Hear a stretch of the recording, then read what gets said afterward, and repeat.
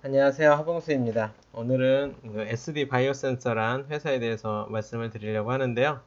SD 바이오센서는 뭐 여러분들도 많이 아시겠지만 코로나 진단키트를 만드는 회사죠. 그래서 여러 가지 진단키트를 만드는데 요즘 코로나 때문에 코로나 진단키트로 많이 유명해진 회사고 7월 16일 날 금요일 날 상장을 했습니다. 그래서 52,000원에 공모를 해서 이제 7월 16일 날 시초가는 이제 57,000원으로 시작을 해서 좀 상승하다가 이제 하락해 다시 하락하고 이제 지난주 금요일이죠. 7월 23일 다시 이제 소폭 상승해서 57,000원으로 지금 종가가 형성되어 있는 주식이라 뭐 지금 영업일 기준으로 딱 6일밖에 안 되는 회사죠. 상장된 지.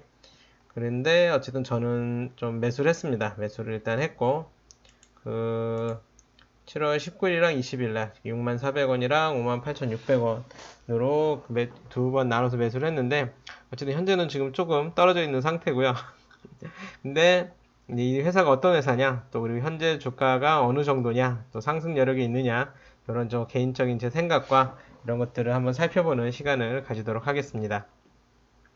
일단 SD 바이오센서 회사 홈페이지를 보면 여기 나와 있는 것처럼 이렇게 코로나 진단 키트를 좀 많이 만드는 회사고요.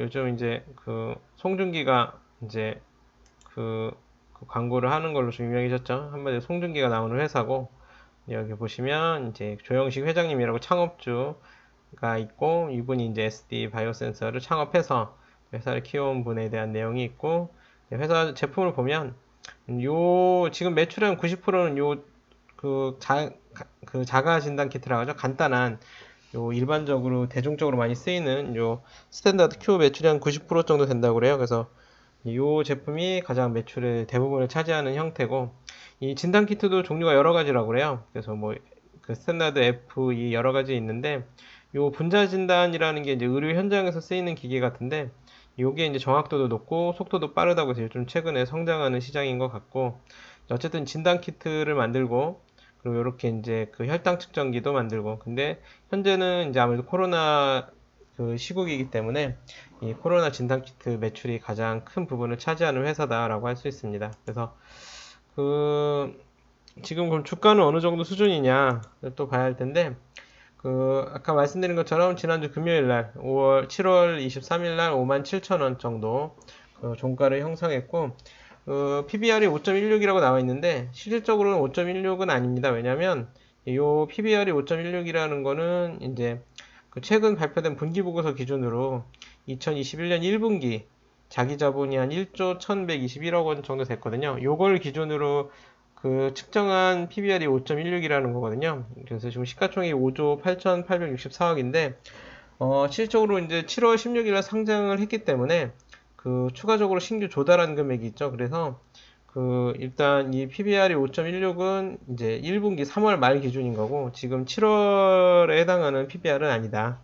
그리고 그 사이에 어떤 일이 있었냐면, 신규 이제 주식시장에 상장을 했기 때문에, 여러분들이 청약 증거금 내고 주식을 받잖아요. 그래서 그런 것처럼 주식을 신주 발행을 해서 추가 이제 조달한 금액이 있어서 그 금액이 7,763억 8천만 원 정도 된다.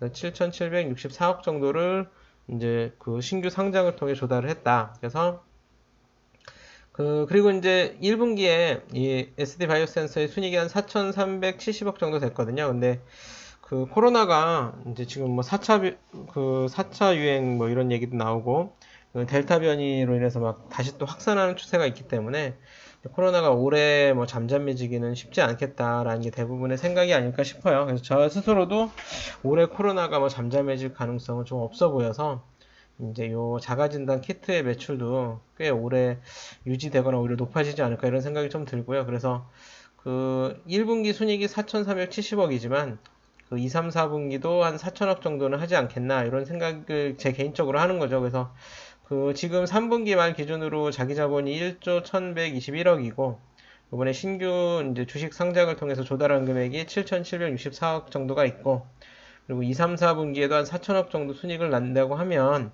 한 1조 2천억 정도를 벌어들이는 거잖아요. 그러면 21년 말, 올해 말 기준으로는 한 3조 정도, 3조 885억 원, 그러니까 3조 정도 자본을 형성하지 않을까. 그래서 지금 시가총액이 5조 8,864억인데 올해 말 3조 정도 자기 자본을 형성한다고 하면 올해 말 기준과 이제 지금 시가총액으로 비교해 보면 PBR은 한 1.91 정도 나온다.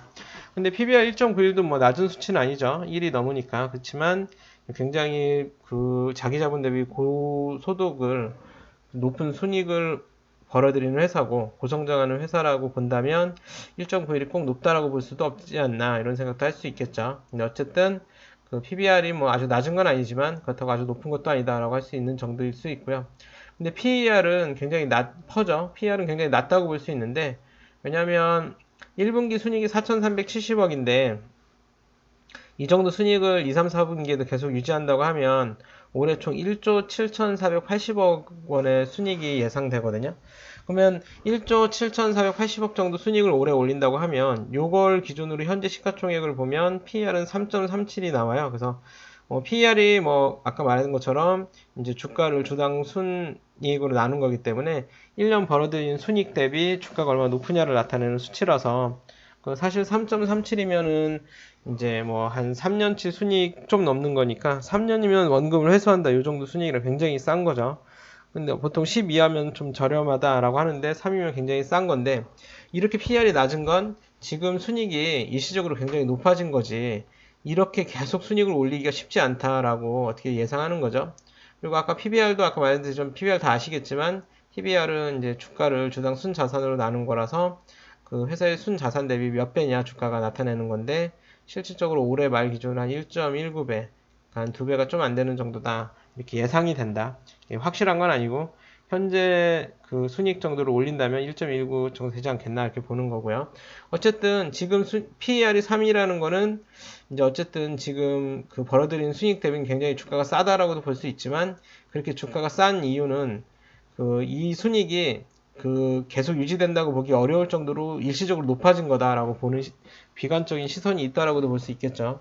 실질적으로 근데 그런 의견을 더 무시할 수 없는 게 그 SD 바이오센서의 순이익이나 매출이 엄청 오른 게 사실입니다. 그래서 2018년, 19년, 20년 보면 매출은 600억, 700억 하다가 1조 6,861억을 했거든요. 2020년에. 그러면은 700억 하다가 1조 6,861억을 했으니까 거의 20배가 는 거죠. 1년 사이에 매출이 20배가 늘었고 순이익은 더 엄청납니다. 27억, 31억 하던 게 6,156억을 했으니까 2019년에서 2020년 오는 사이에 거의 매출이 200배가 늘었죠. 근데 이제 올해 만약에 1조 7,480억 정도 매출을 올린다고 하면 거의 이제 작년에 또 3배가 느는 거잖아요, 매출이. 그러면 2019년 2년 사이에 30억 하던 게 1조 7,480억이니까 거의 뭐 600배가 느는 거죠. 네, 그래서 엄청나게 순이익이 늘어난 거기 때문에 코로나가 끝나면 그 이 순이익이 막 폭락하지 않겠냐. 그렇기 때문에 이 퍼가 그렇게 높은 수준을 유지할 수는 없다. 이렇게 또 보여지는 것도 있겠죠. 근데 그런데도 그럼 그 하봉수는 왜 샀냐? 근데 이제 개인적으로는 이제 그 올해 그 코로나가 쉽게 잠잠해지기가 쉽지 않다고 보는 시선도 있고요. 그리고 지금 2021년도인데 한 2023년도까지는 코로나가 계속되지 않겠나 이런 생각을 하는 거죠. 그래서 물론 코로나가 빨리 잠잠해지면 좋겠지만 그 델타 변이의 확산세도 굉장히 크고 또 이 변이가 변이 바이러스가 새로 생기면서 그 보통 독성이 낮아지고 변이 바이러스가 새로 이제 출몰 하면서는 독성은 낮아지고 전파력은 높아지는 게 일반적이라고 하더라고요. 그래서 그렇게 보는 게 일반적인 학계의 시선인 것 같은데 물론 이게 정확하다고 볼 수는 없고 꼭 그런 법칙을 따르는 건 아니겠지만 그냥 자연 발생적으로 이제 그 바이러스들도 계속 살아남는 애들이 계속 퍼지는 거잖아요. 그럼 어떤 바이러스가 살아남느냐? 근데 독성이 너무 강한 바이러스는 그만큼 살아남기가 어렵다는 거죠. 독성이 너무 강하면 숙주도 죽여버리니까 인체에 있어서 계속 걔네들이 인체 내에서 증식을 해서 또 딴 사람한테도 가서 퍼지고 이렇게 해야 되는데 그 이제 독성이 너무 강하면 사람이나 숙주를 죽게 만드니까 바이러스도 같이 죽는 경우가 많다는 거죠. 그래서 독성이 너무 강한 돌연변이 바이러스는 그렇게 생존력이 강하지 못하고 오히려 막 퍼지는 바이러스는 독성이 약한 바이러스가 실제적으로 퍼진다. 그리고 그 전염력이 약한 것보다는 전염력이 강한 그런 전파력이 강한 바이러스가 더 잘 퍼지겠죠. 그래서 변이가 바이러스 되고 바이러스도 이제 진화하는 것처럼 진화론적으로 살아남는 바이러스는 어떤 바이러스냐? 그게 돌연변이 일으킬 때마다 독성은 약해지고 전파력이 강한 바이러스가 더 살아남는다. 뭐 이런 게 대체적인 시선인 것 같아요. 그래서 그 바이러스가 이제 코로나 바이러스가 이제 점차 퍼지면서 이제 사망률이나 중증 환자율은 낮아질 수 있겠지만 그 코로나 바이러스가 없어질 가능성이 점차 희박해지지 않나 이런 생각이 또 드는 거죠. 그래서 이제 포스트 코로나 시대가 온다 하더라도 이 코로나로 인해서 이제 그 사람들의 이제 그런 건강 악화 정도가 약해지면서 그냥 마스크는 벗는다 하더라도 코로나 바이러스가 아예 없어져서 마스크를 벗는 게 아니라 코로나 바이러스와 공존하면서 마스크를 벗게 되지 않을까 이런 예상을 하기 때문에 2023년도까지는 계속 코로나와 함께하는 시간이 계속되지 않을까. 그리고 또 이런 식으로 가다 보면 이제 코로나가 포스트 코로나 시대가 코로나가 없어지는 게 아니라 코로나와 동시간대 같이 사는 그런 사회로 가다 보면 이제 어쨌든 코로나에 대한 진단은 계속 해야 되니까 이런 진단 시약은 계속 좀 필요해지지 않을까. 그래서 2023년까지는 어느 정도 순이익을 좀 유지하지 않을까 하는 게 제 개인적인 생각이고요. 어디까지나 개인적인 생각입니다. 그래서 지금 올해 말에 한 3조 정도 자본을 형성한다고 하면 내년, 내후년 뭐 1조나 1조 좀 넘는 순이익을 거둔다고 하면 2023년도에는 한 5조 정도 자본을 형성하지 않을까. 그래서 그 지금 시가총액인 5조 8,864억 정도에 해당되지 않을까. 그래서 그 다음에 이제 얼마나 또 다른 데로 매출을 늘리고 성장하느냐가 관건이겠지만 코로나가 그렇게 쉽게 없어지지 않지 않겠나라는 생각이 드는 거죠. 그래서 지금 여기 보면 뭐 영국 같은 경우도 이제 그 백신을 맞았는데도 계속 코로나 바이러스가 확산된다. 이건 뉴시스 기사인데요. 그래서 이제 집단 면역 효과를 누리려면 수년 기간 수십 년이 걸릴 거란 분석도 나온다. 그래서 70%가 백신 접종을 완료했으면서 확진자가 계속 쏟아진다. 그러니까 백신 맞은 사람 중에서도 확진자가 계속 나온다고도 볼 수 있는 거죠. 그래서 다만 이제 그 영국은 거의 70% 가까이가 백신 접종을 완료했는데 그 신규 확진자가 39,906명 이렇게 나오는데 예전에는 이 정도 확진자가 나오면 1000명이 사망했는데 지금은 84명이 사망한다. 그래서 지금은 뭐 이렇게 거의 방역을 안 하죠. 영국도. 그 사실인지는 모르겠지만 이렇게 막 유로 2020 해서 뭐 응원하는 사람들도 있고 그래서 그 어느 정도 그 코로나가 없어지는 게 아니라 코로나와 같이 사는 시대가 될 수 있다라는 시선이 또 있기 때문에 그래서 개인적으로는 이제 코로나 이후의 시대가 코로나 바이러스가 아예 없어지는 시대가 아니라 코로나 바이러스와 함께하는 시대일 가능성이 높아서 진단시약 자체의 시장은 계속 좀 유지되지 않을까 그런 생각들을 좀 하는 거고요. 그래서 어느 정도 2023년까지는 순이익을 유지하면서 좀 수익을 많이 보지 않을까 이런 예상을 개인적으로 해서 매수를 했다고도 볼 수 있고요. 그럼 이렇게 코로나로 인해 벌어들이는 엄청난 수익금을 잘 활용해서 추후 성장 동력을 확보해 나가느냐가 중요하다고 여겨진다. 근데 그럼 앞으로 포스트 코로나 시대에도 이 회사가 잘 해나갈 거냐라는 게 중요한 부분일 텐데요. 그 어느 정도는 또 잘 내가지 않겠나, 해나가지 않겠나 이런 생각을 하는 거죠 개인적으로. 그래서 그러면서 제가 이제 좀 유심히 좀 본 기사가 요 이제 한국경제 이 조영식 회장님의 인터뷰 기사인데요. 이 인터뷰 한국경제 기사가 SD 바이오센서가 어떻게 성장해 왔고, 이 조영식 회장님이 SD 바이오센서를 어떻게 키워왔는지를 잘 보여주는 기사다, 이렇게 개인적으로 생각을 하는데요. 이 회사도 저와 비슷한 생각을 했는지, 이 한국경제 그 기사를 메인 페이지에 이렇게 회사 홈페이지 메인 페이지에 띄워놨더라고요. 그래서, 이 회사에서도 이 한국경제 기사를 꽤 좋게 봤나 보다, 라고 생각한 것 같아요. 그래서 한 번쯤 이 한국경제 조영식 회장님의 인터뷰 기사를 한번 보시면 좋지 않을까 생각이 들고요. 그래서 이제 이 조영식 회장님의 인터뷰 기사가 꽤 많아요. 그래서 이분이 이제 그 SD 바이오센서라는 회사도 운영을 하지만 이 바이오노트라고 이 동물 뭐 조류 인플루엔자라든지 이런 동물용 그 진단시약 하는 회사도 운영을 하고 계시거든요. 근데 이 바이오노트가 이제 동물용 진단시약을 만드는 회사인 것처럼 이 조영식 회장님이 원래 수의사 출신이시라고 그래요. 그래서 그 서울대 수의대를 나와서 녹십자에서 근무하시다가 이제 SD라는 그 바이오센서 회사를 차리시고 그 SD라는 회사가 이제 꽤나 성장을 하니까 미국의 이제 엘리어라는 회사한테서 적대적 인수협병을 당해서 그 회사가 팔린 거죠. 엘리어한테 이제 회사가 팔려서 이제 회사를 넘겨주게 됐지만 이제 엘리어라는 회사가 또 어려워지면서 다시 SD 바이오센서 부분을 이제 인수해서 회사를 키운 거죠. 그래서 근데 이제 코로나가 이제 확산되면서 많은 진단시약 업체들이 있고 뭐 시젠이나 휴마시스도 있고 여러 회사가 있는데 어떻게 이 SD 바이오센서가 제일 돈을 많이 벌 수 있었냐? 그게 기술력도 있지만 발빠른 대응력이 있었다. 그래서 굉장히 속도가 빠른 회사다. 그래서 그 국내에 첫 확진자가 나오기 보름 전부터 진단키트 개발이 들어가서 그 WH로부터 세계 최초로 긴급 사용 승인까지 따냈다. 그만큼 기술력도 있지만 속도가 빠른 회사다. 그래서 발빠르게 기회를 포착하고 이 진단시약 부분에 있어서 빠르게 대응해서 그만큼 시장을 선점해서 수익을 냈다. 그래서 이런 어느 정도 이 회사가 가진 기술력과 빠른 속도감 있는 회사 운영 경영 능력을 봤을 때 이제 포스트 코로나 시대에도 어느 정도 회사 수익을 내지 않을까 이렇게 저는 생각을 하는 거죠. 그래서 그 지금은 ROE가 굉장히 높아요. 사실 뭐 1조 원대 자본으로 올해 1조 넘는 순이익을 거둔다면 거의 자기 자본만큼 돈을 벌고 오히려 그 이상을 벌 수도 있는 거니까 ROE가 뭐 거의 100%도 넘다고 볼 수도 있겠죠. 최근 4, 4분기 기준으로 한 40% 정도라고 하는데 실질적으로 올해는 뭐 100%가 될 수도 있고 굉장히 높지만 코로나가 좀 잦아들고 진단시약 매출이 줄어들면 매출이나 순이익이 또 급격히 감소할 수 있으니까 ROE를 뭐 앞으로도 이렇게 막 높게 유지할 수는 없겠지만 그 포스트 코로나 시대도 한 12% 정도의 ROE를 유지할 수 있지 않을까.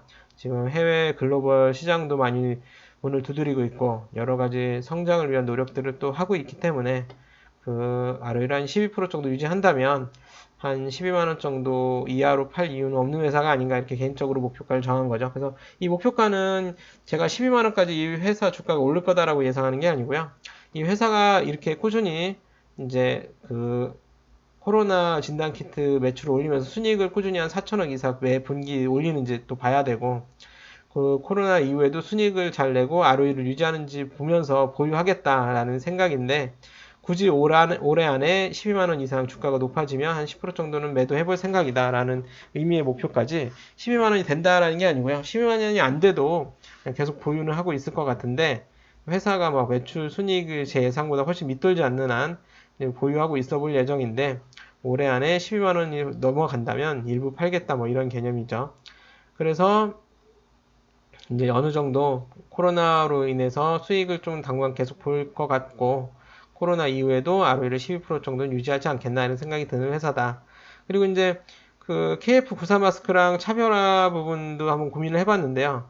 사실 KF94 마스크가 코로나가 지금 계속 창궐하고 있는데도 작년에는 막 4,000원, 5,000원 하던 게 지금 인터넷에는 뭐 100원, 200원짜리도 나오고 할 정도로 KF94 마스크가 굉장히 가격이 폭락했잖아요.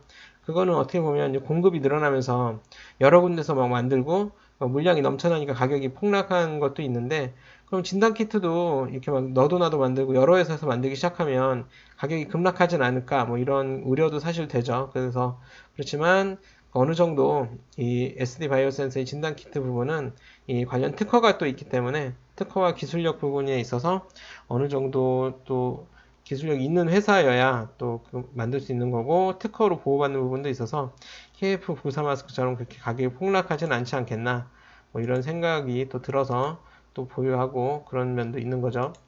그리고 SD 바이오센서의 정확도는 지금 팝업이 차단됐는데 이 회사에서 말하는 거는 한 97% 정도 이 자가진단 키트도 97% 정도의 그 정확도를 보여준다 이렇게 말을 하고 있더라고요. 그래서 개인적으로는 그 개인적인 이제 여러 가지 좀 알아본 바로는 그 이렇다고 그래요. 자가진단 키트가 그 이제 97% 정도 정확도를 보여주는데 이제 보통 이제 그 바이러스에 접촉한 지 너무 초기거나 이게 이제 면봉으로 이제 코 깊숙이 이제 그 체액을 채취해서 하는 실험이다 보니까 그 실질적으로 제대로 채취를 못하거나 해서 실제로는 양성인데 음성으로 나오는 확률이 있을 수는 있다고 해요. 근데 그 여기 진단 키트로 양성이 나왔으면 거의 100% 양성이 확률이 높다 이렇게 얘기는 하더라고요. 그래서 실제로는 양성인데 채취를 잘 못했거나 바이러스에 감염된 너무 초기여서 음성으로 나올 수는 있지만 이 자가 진단 키트로 양성이 나온 경우에는 실질적으로 거의 100% 양성일 확률이 높기 때문에 이 자가 진단 키트로 양성이 나온 경우에는 바로 또 치료도 받으셔야 되니까 선별진료소 가셔서 혹시 개인적으로도 이런 진단 키트를 사서 검사해 보신 분이 양성이 나오셨다면 바로 또 선별진료소 가서 또 검사를 꼭 해보시기를 말씀을 드리고요.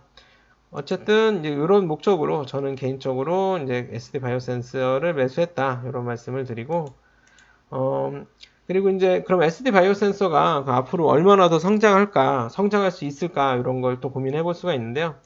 아까 그 SD 바이오 센서에 모여살할 수 있는 SD, 이 SD를 인수했던 그 미국의 엘리어라는 회사가 이 회사가 나중에 또 이제 진단키트 회사인 에보트에 또 팔립니다. 그래서 그 에보트라는 회사가 또 어떤 회사인가를 또 봤는데 요거는 SD 바이오 센서의 이제 분기 보고서인데 세계 10위 이제 그 진단 시장 글로벌 업체의 점유율을 표시해 놓은 거예요. 그래서 아직은 SD 바이오 센서가 이렇게 막 급성장하고 매출이 커졌지만 세계 10위 안에 못 드는 거죠. 근데 그 이제 로슈 1위는 로슈인데 로슈는 워낙 뭐 여러 가지를 파는 회사니까 그렇다고 좀 이렇게 넘어가고 에보트가 이제 2위인데 이 에보트라는 회사가 한때 SD를 인수했던 그 엘리어를 또 인수한 이 에보트라는 회사가 세계 2위 회사인데 2017년 기준으로 한 10.7% 시장 점유율을 보이고 2024년도에는 12.7% 정도를 점유할 것 같다 이렇게 그 표시를 했는데요.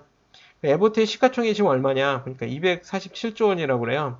물론 최근 코로나 때문에 여기도 시가총액이 많이 높아진 것도 있겠죠. 근데 지금 SD 바이오센스의 시가총액이 한 5조니까 그 10배면 50조고 뭐 20배면 100조니까 뭐 한 40배, 뭐 한 30에서 40배 아니면 50배, 30에서 50배 사이 요 정도 시가총액을 보여준다고 할 수 있겠죠.